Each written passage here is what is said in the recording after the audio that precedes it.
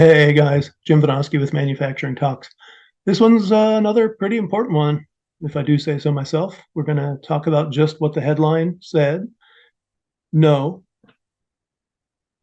renewables and battery storage did not save the day for Texas during this summer's heat wave. Simple enough. I'm going to talk a lot more about it here. Just a couple minutes here on Manufacturing Talks. Stay tuned. Welcome to Manufacturing Talks with Jim Vinoski. Industry has a million cool stories, and Jim talks to the movers and shakers who are making them happen. Let's dive in. EYS Media, your digital media relations agency. Public relations, website design, digital marketing. You get found by the customers and talent who need your solutions. You get media placements in top publications, the best job candidates coming to your website, a digital presence that gets you found by the right people. Call 616-298-8798 to get started today. Okay, guys, back to Manufacturing Talks. Welcome. Glad you're here. This one's different. Another one with just me, so I hope you guys are okay with that. And again, it's a critical subject. It's about our power grids. And specifically for this one, we'll talk a lot about Texas and the situation down there through the summer, the heat wave. Yes, it was hot in Texas this summer. I know, shocker. Apparently that's caused by climate change now instead of just weather. But I won't get into that part of it. What I'm going to talk about is the grid down there and the situation they had where they've had repeated warnings to reduce power usage, repeated warnings that there could be brownouts and blackouts because demand was so high and capacity may not quite have been there.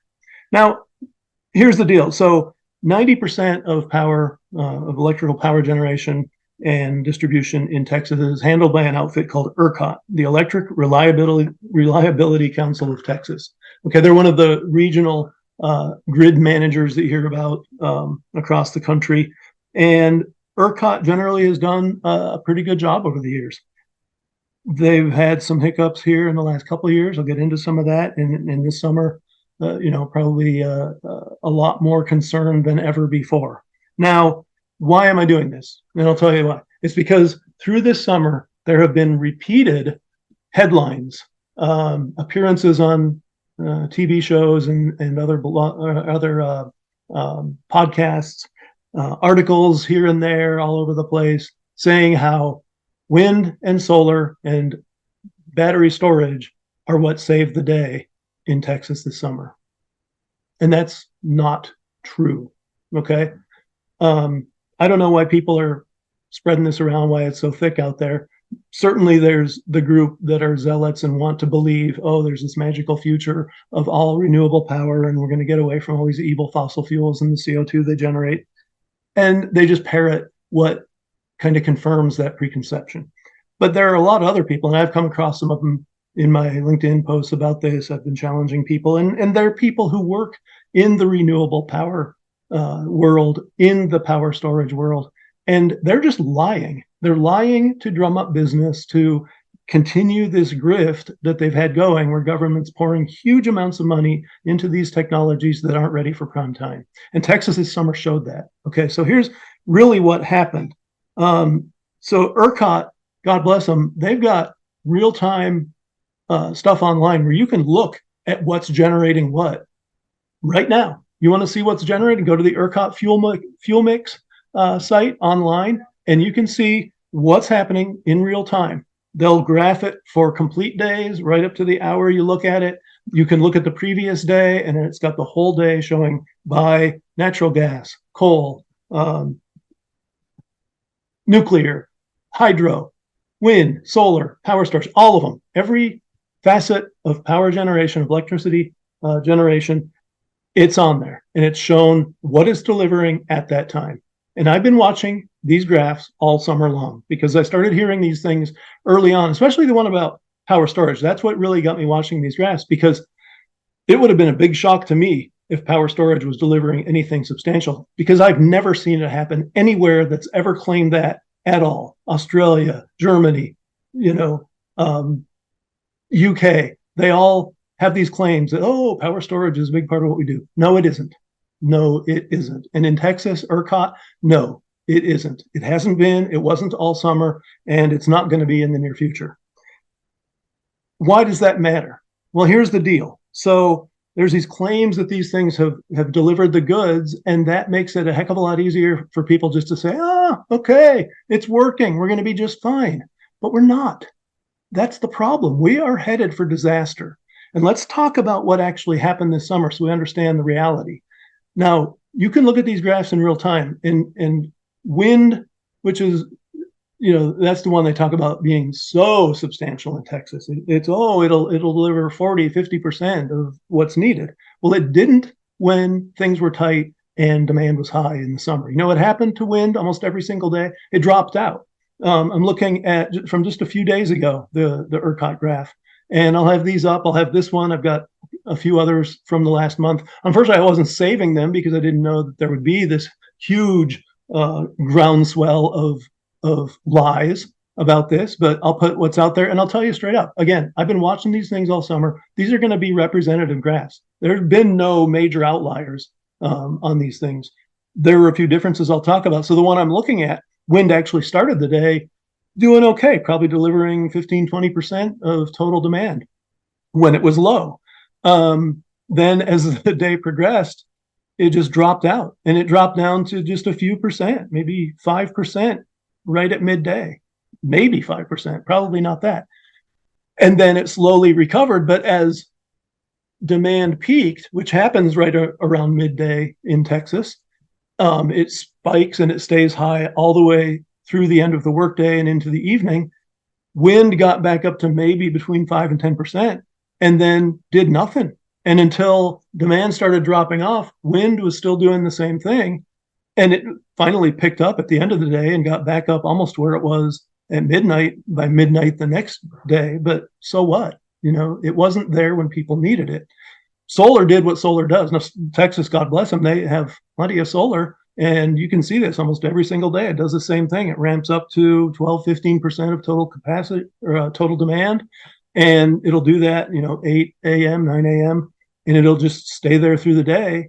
Trouble is, what happens to the sun. It doesn't get there till 8 or 9 in the morning because the sun hasn't gotten up into the sky. And then guess what? When demand really starts to spike, when people get home from work and they're doing their laundry and they're cooking dinner and they're watching television and doing all the things that demand electricity, they're cooling their houses back down.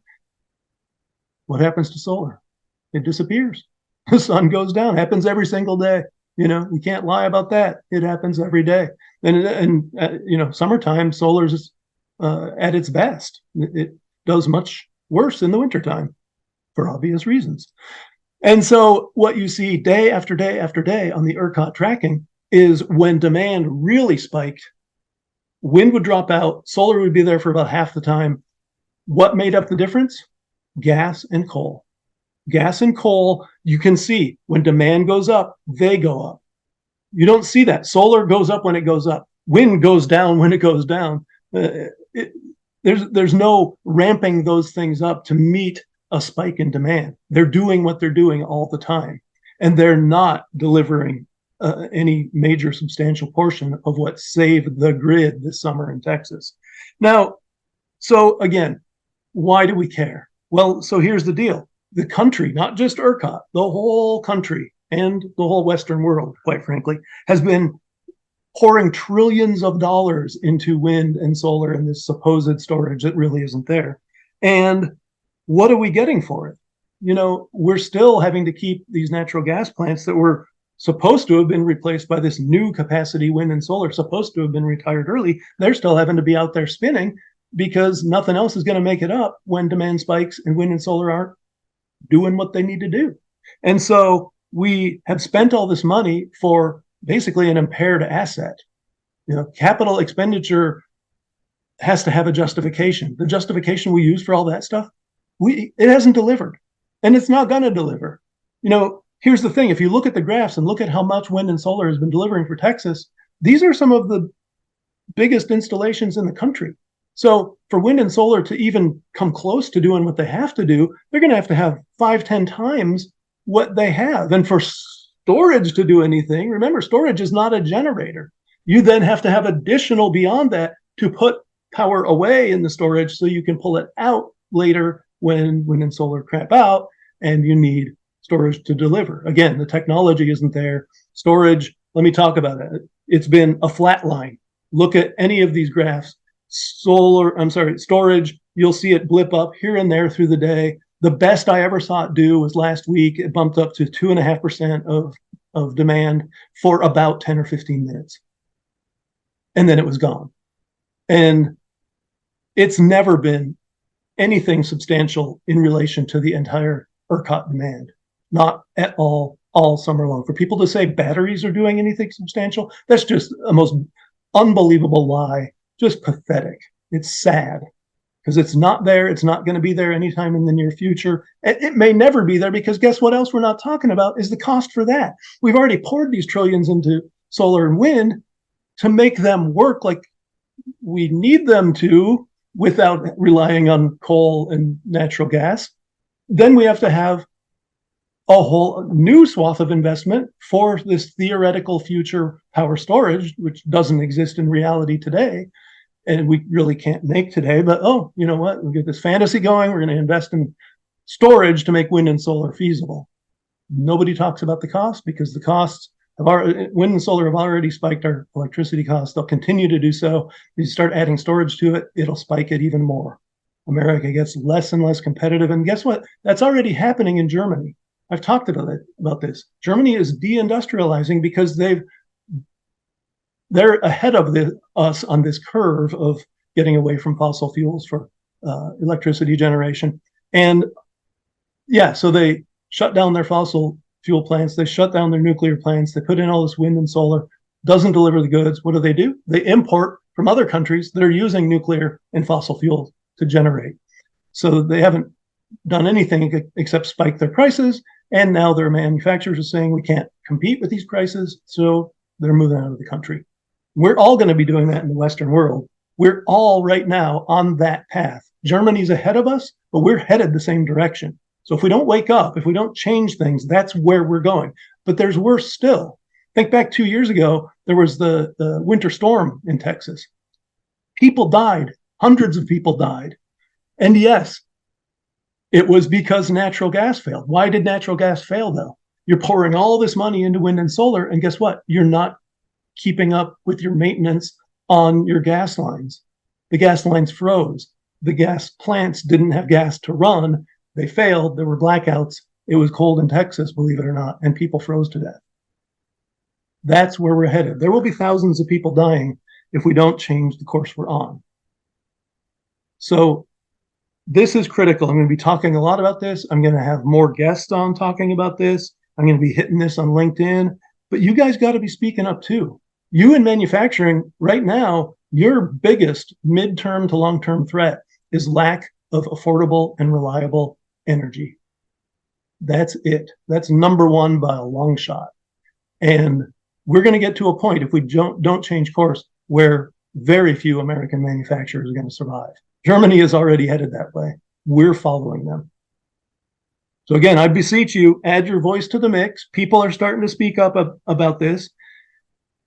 There is a more sensible path forward. We need to have an honest conversation. We need to jettison these lies like we've had in Texas this summer, get to an honest conversation, get to some sensible policies, and have the West be competitive while also making our environment cleaner. We've done it in the past. We did it with acid rain. We did it with the CFCs. We've done it. We can do it again. We can do it without committing economic suicide. I'm Jim Vinoski. Thanks for tuning in to Manufacturing Talks. We're here every Tuesday. Not every episode is going to be this critical and this existential, but they're going to be plenty critical. Thanks again. Tune in. See ya. Thanks for tuning in to Manufacturing Talks with Jim Vinoski. Watch for new episodes dropping every Tuesday. Don't forget to like, share, comment, and subscribe.